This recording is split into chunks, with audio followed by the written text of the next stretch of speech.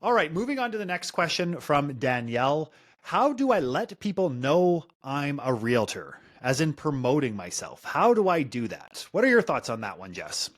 Uh, Promoting yourself. Well, sometimes even saying it that way, I have to promote myself, seems a little bit stressful and overwhelming. And it's like, I don't want to do that. I don't want to brag. But I think if you sort of flip the narrative and you say, how can I offer my expertise to people?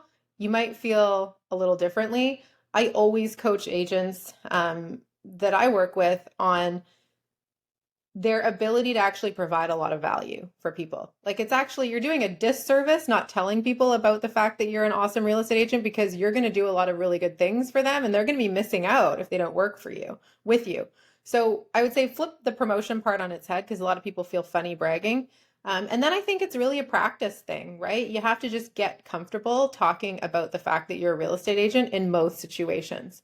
Find ways to bring up the market, find stories or anecdotes or little bits of information that you can provide in a conversation that's going to elevate someone's understanding of the market or, give them something to laugh at or something entertaining. You always kind of want to be top of mind.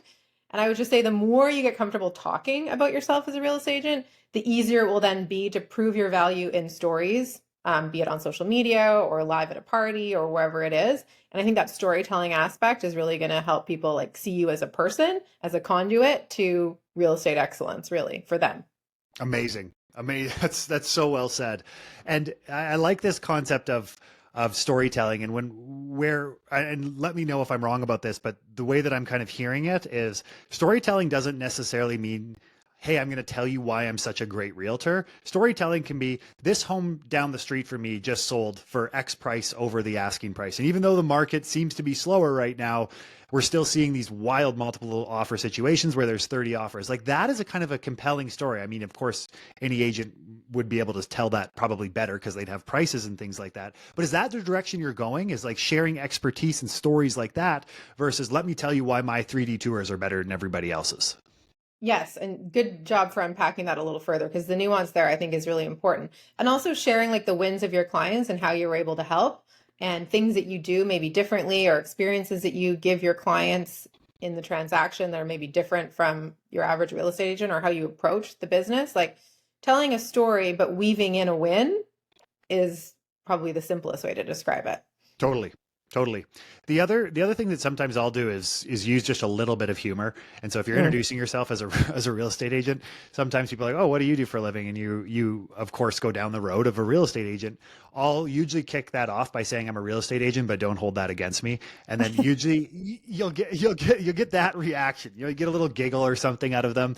And then from there you kind of can jump into your stories and your expertise. But I think what I love about where the direction of this is going is when we're thinking of promoting ourselves, we're thinking, how do we just kind of, get in front of people and kind of bang our chests and be like, we're the ones for everybody.